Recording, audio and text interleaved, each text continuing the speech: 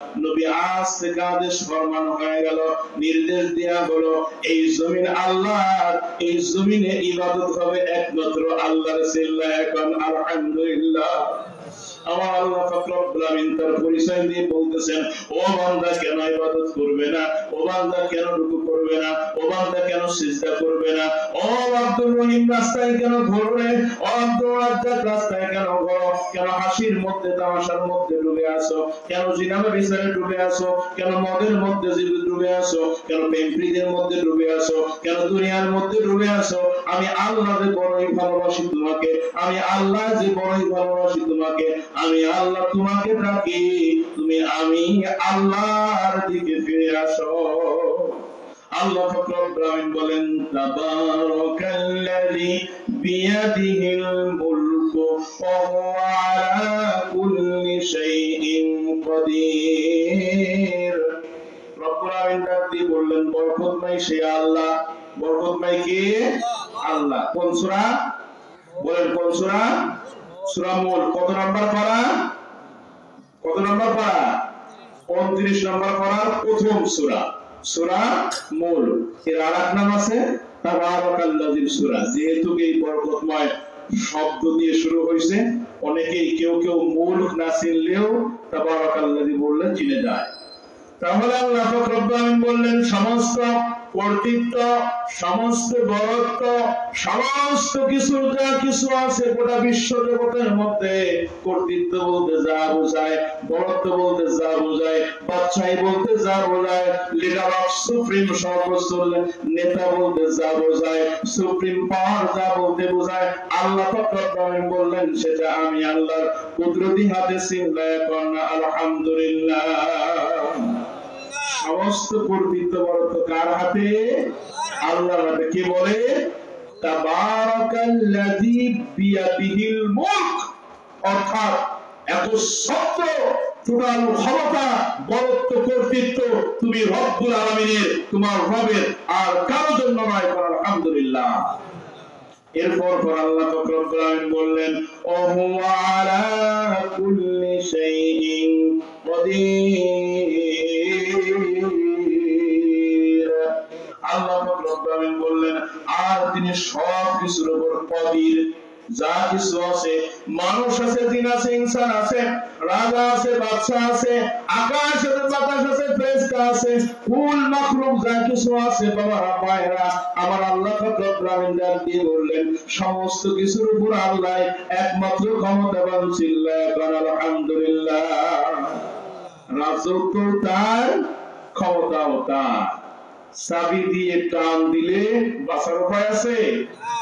যতই বাচ্চা হোক না কেন, যতই ধনী হোক না কেন, যত বড় টাকাওয়ালা হোক না কেন, আল্লাহ যদি বলে, আব্দুল্লাহ আজকের দিনে আর জোহরের নামাজ টাইম নাই, পড়তে পারবো না, তাহলে আমার বাবার সাধ্য আছে, আমার নেতার সাধ্য আছে, আমার যত বড় পাওয়ারফুল লিডার থাকুক না কেন, লিডারকে ফোন দিয়ে বললাম মৃত্যুর ফয়সালা তো হয়ে গেছে, মনে হয় জোহরের নামাজ আর পড়তে পারবো না।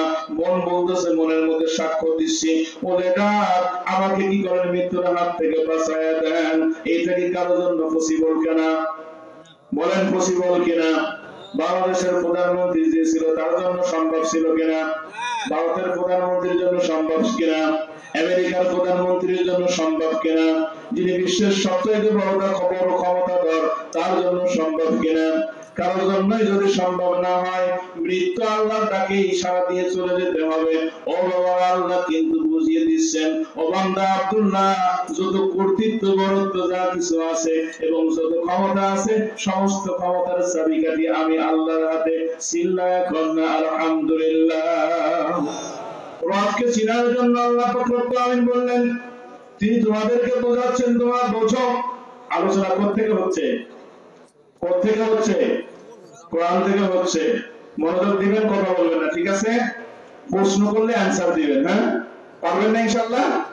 আপনাদের ভাই ও আপনাদের ভাতিজা আজকে আপনাদের সাথে মন করে একটু গল্প করবে।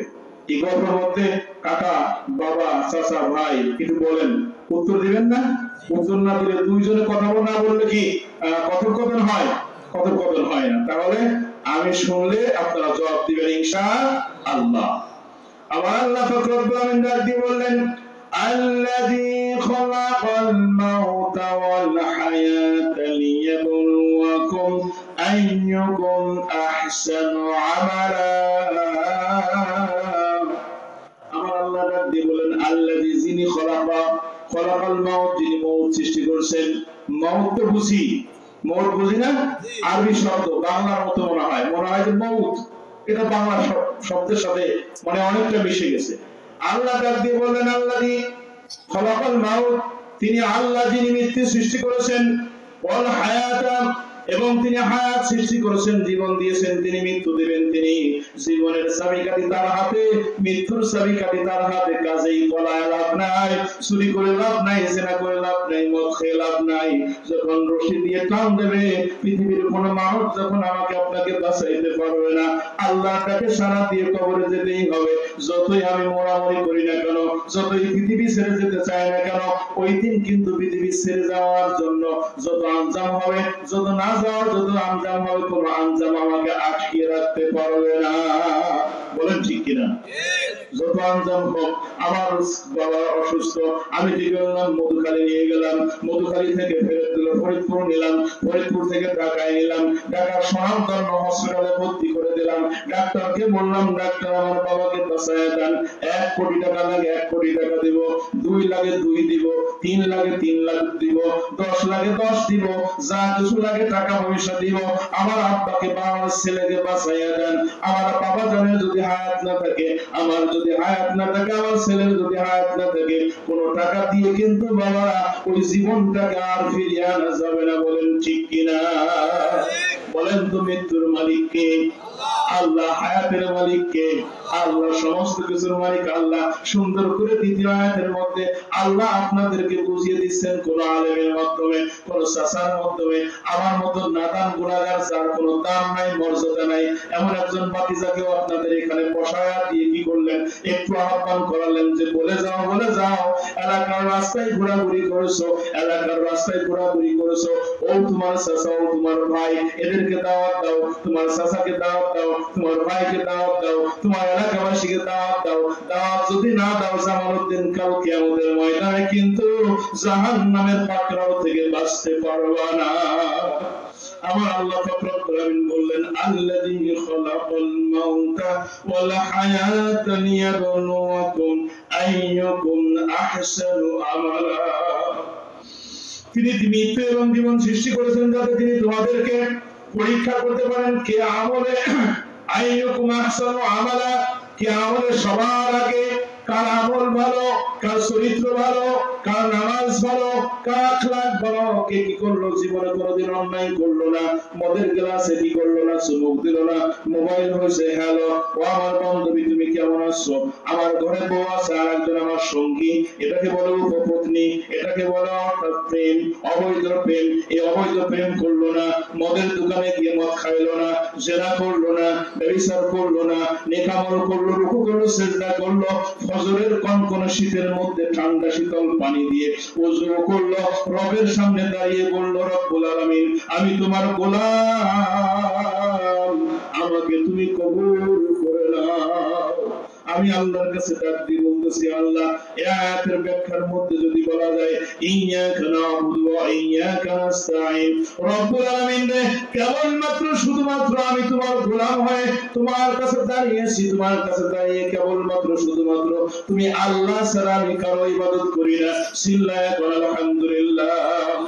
ইয়্যাকা না'বুদু ওয়া ইয়্যাকা নাস্তাঈন, ছেলে দরকার তোমার কাছে চাই, ব্যবসা দরকার তোমার কাছে চাই, অসুস্থ থেকে সুস্থতা হওয়ার জন্য তোমার কাছে চাই, ঘরে রিজিক নাই 3 দিন যাবত খাইতে পারতেছি না, মানুষের কাছে চাইতে পারি না, মায়ের কাছে চাইতে পারি না, এলাকায় ঘোরাঘুরি করি কিন্তু মানুষের কাছে বলতে পারি না আমার ঘরে খাবার নাই, আমার টাকা পয়সা কয়েকদিন হলো ব্যবসায় মার খাইছি, ফসল ভালো করে হয় নাই, চাকরির বেতন হয় নাই, আমার ঘরে সন্তান আছে, ছেলে আছে, মেয়ে আছে, তাদের জন্য খাবার আনতে পারি নাই, পৃথিবীর কোন মানুষের কাছে আমি ধৈর্য হাত পাতি নাই, পৃথিবীর কোন মানুষের কাছে ধার চাই নাই, পৃথিবীর কোন মানুষের জন্য আমার কাছে হাতটা বাড়াই দেই নাই।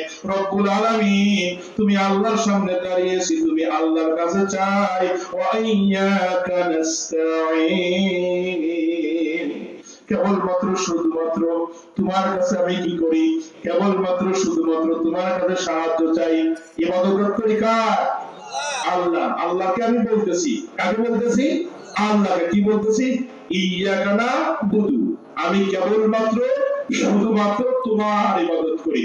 আমি কোন মাজারে সেজদা করি না, আমি কোন পীরের মাজারে গিয়ে বলি না পীর বাবা আমাকে জান্নাতে পৌঁছাই দিও, আমি কথা বলি না। আমি কোন দেব দেবীর কাছে সাহায্য চাই না, আমি কোন মায়ের কাছে চাই না, আমি কোন ভাইয়ের কাছে চাই না, লিডারের কাছে চাই না, নেত্রীর কাছে চাই না, নেতার কাছে চাই না, মায়ের কাছে চাই না, ভাইয়ের কাছে চাই না, বন্ধুর কাছে চাই না, এলাকাবাসীর কাছে চাই না, কোন লিডারের কাছে চাই না, কেবলমাত্র শুধুমাত্র তুমি আল্লাহর কাছে চাই। চিল্লায়ে বলনা আলহামদুলিল্লাহ। ও আল্লাহ, তোমার সামনে রুকু দিয়ে, তোমার সামনে সিজদা দিয়ে আমি তোমার কাছে হাত প্রদান করেছি। আমার মতো গুনাহগার আর কেউ নাই। আমি যে গুনাহগার, আমার গুনাহগুলো মাফ করে দাও। আর আমার যে অভাবগুলো আছে, আমি যে সাহায্য চাই, ওই সাহায্য কিসের সাহায্য আমার দরকার? বাড়ির দরকার বাড়ি দাও, গাড়ির দরকার গাড়ি দাও, ছেলের দরকার ছেলে দাও, মেয়ের দরকার মেয়ে দাও, ফসলে বরকত হচ্ছে না ফসল দাও, চাকরিতে প্রমোশন হচ্ছে না প্রমোশনের ব্যবস্থা করে দাও, ব্যবসায় উন্নতির ব্যবস্থা করে দাও, ক্ষেত খামারের মাল খাইতেছি, ক্ষেত খামারের লোজার থেকে আমাকে বাঁচাইয়া দাও, ফসলে বরকত দিয়ে, ব্যবসায় বরকত দিয়ে তুমি আমার যত চাহিদা আছে আমার চাহিদাটাকে পূরণ করে দাও। চিল্লায়ে আলহামদুলিল্লাহ। বলি আল্লাহকে, চাই নেতার কাছে। নেতা, আপনি যদি 5,000 টাকা না দিতেন, ওই যে 10,000 টাকা দিছিলেন, ওই 10,000 টাকা না দিলে তো আমি একেবারে মরেই যাইতাম। কারণ ওই 10,000 টাকা না পাইলে, ওই 5,000 টাকা না পাইলে, ওই 10 কেজি 20 কেজি চাল না পাইলে আমি আর বাঁচতাম না। আল্লাহ সাথে নাম বলে না, বলেন বলো কিনা? বলে গেলাম কি আর বললাম কি? এই জন্য বাবা ভাইয়েরা, কোরআনের প্রথম শব্দ হলো ইকরা। পড়ো তোমার প্রভুর নামে, যিনি তোমাকে সৃষ্টি করেছেন। যদি না পড়তে পারি, যদি না জানি, অর্থ সহ কোরআন শরীফ তেলাওয়াত করতে হবে, অর্থ বুঝে বুঝে পড়তে হবে। যদি না পারি, শিখতে হবে। এই কোরআনের মধ্যে এমন মেসেজ আছে যে কোরআনটা যদি আপনি আলেম না, আপনি মুফতি না, মুহাদ্দিস না, বাংলাটা পড়ে পড়ে যদি আপনি শেষ করতে পারেন, একটা সূরা পড়তে পারেন, আল্লাহি, আল্লাহর কসম করে বলতেছি, আল্লাহর মহব্বত, আল্লাহর ভালোবাসা আল্লাহ স্বয়ং নিজে আপনার কলমের মধ্যে বসায় দেবেন। চিল্লায়ে আলহামদুলিল্লাহ।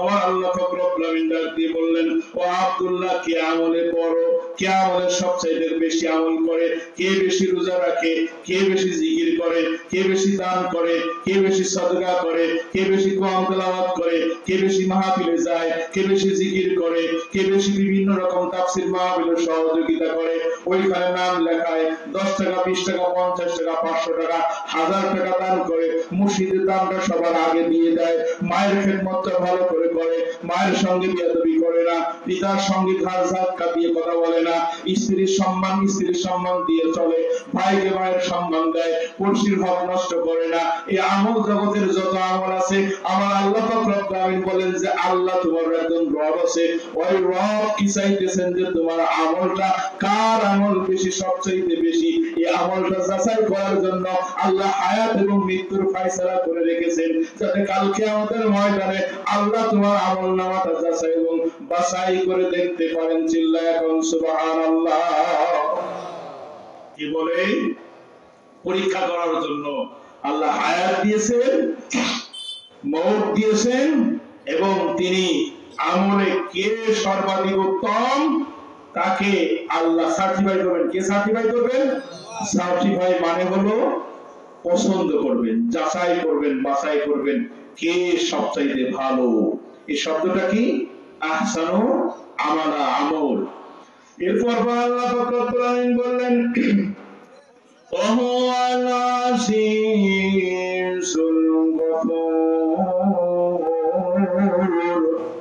আমার আল্লাহ পাক রব্বুল আলামিন বললেন, আর তিনি পরাক্রমশালী, অতি ক্ষমাশীল, আর তিনি পরাক্রমশালী, অতি ক্ষমাশীল।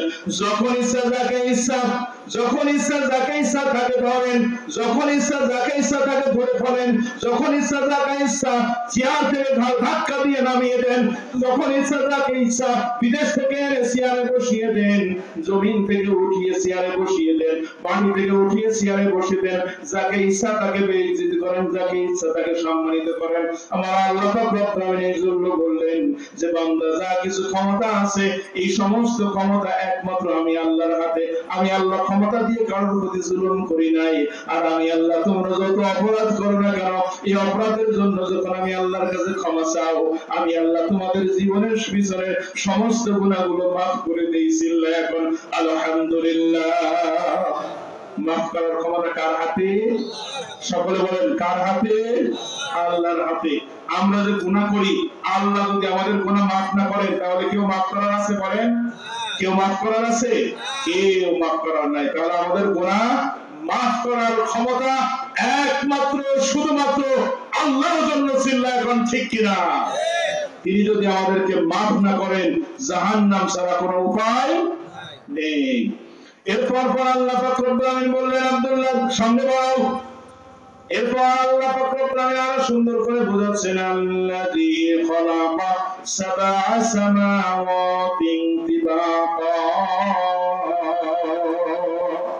আমার আল্লাহ পাক রব্বুল আলামিন ডাক দিয়ে বললেন ও আব্দুল্লাহ আল্লাযী খালাকা সাবআ সামাওয়াত, ওই যে আসমানটা দেখতেছো, আসমানের গায়ে যে সূর্য দেখতেছো, সূর্যের পাশাপাশি যে তারকা দেখতেছো, চাঁদ দেখতেছো, চন্দ্র দেখতেছো, সূর্য দেখতেছো, বিশাল আকাশটা আমি সৃষ্টি করেছি।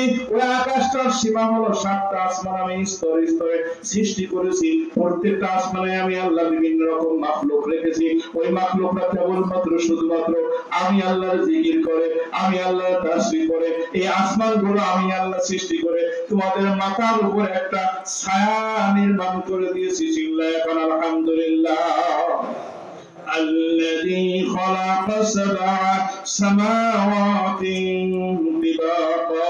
আমি আল্লাহ প্রথম আসমানটাকে সৃষ্টি করলাম, তারপরে ফাঁকা জায়গা রাখলাম, দ্বিতীয় আসমান সৃষ্টি করলাম, তারপরে ফাঁকা জায়গা রাখলাম, তৃতীয় আসমান সৃষ্টি করলাম, তারপরে ফাঁকা জায়গা রাখলাম, চতুর্থ আসমান সৃষ্টি করলাম, চতুর্থের পরে পঞ্চম, পঞ্চমের পরে ষষ্ঠম, ষষ্ঠমের পরে সপ্তম। এরকম ভাবে 1 থেকে 7টা আসমান আমি আল্লাহ পাক রব্বুল আলামিন সুন্দর করে তোমাদের সামনে সাজিয়েছি। আর ওই আসমানের মধ্যে আমি আল্লাহ পাক রব্বুল আলামিন বিশাল একটা সূর্য দিয়েছি, বিশাল একটা চন্দ্র দিয়েছি, হাজার লক্ষ লক্ষ কোটি কোটি তারকা দিয়েছি। এই তারকা দিয়ে আমি আল্লাহ পাক রব্বুল আলামিন গোটা বিশ্বটাকে, গোটা আসমানটাকে সুশোভিত করেছি। চিল্লায়া কন্না আলহামদুলিল্লাহ। আসমানের সৃষ্টি কে? আল্লাহ। জমিনের সৃষ্টি কে? আল্লাহ। তাহলে আসমান স্তর বা স্তর সৃষ্টি করেছেন কে? সৃষ্টি করেছেন আল্লাহ। আল্লাহর পরিচয় বোঝা যায়? আল্লাহর পরিচয় বোঝা যায়? তিনি এমন একজন রব, এই পৃথিবীর চাইতে 13 লক্ষ গুণ হলো সূর্য বড়। এই পৃথিবীর চাইতে 13 লক্ষ গুণ হলো সূর্য বড়। সূর্যের চাইতে হাজার লক্ষ কোটি গুণ এরকম ভাবে 250 থেকে 300 সূর্য একটা তারকার মধ্যে কি করা যায়? সুন্দরভাবে সূর্যের মতো বলের মতো সাজিয়ে রাখা যায়। আল্লাহ পাক রব্বুল আলামিন হাজার হাজার কয়েক হাজার কোটি তারকা ওরকম ভাবে আসমানে সৃষ্টি করে রেখেছেন। চিল্লায়া কন্না আলহামদুলিল্লাহ।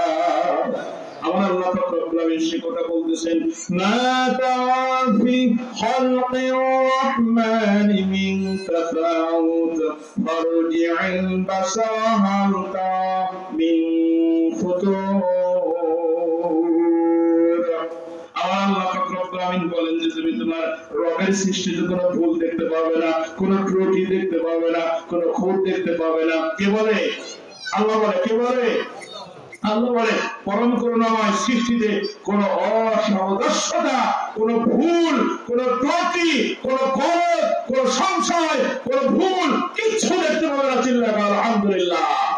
কে বলে? আল্লাহ বলে। কে বলে? আল্লাহ বলে। এবার আল্লাহ পাক রব্বুল আলামিন বললেন খালকির রহমানি মিন তাফাউতিন ফারজি'ল বাসারা হাল তারা মিন ফুতুর।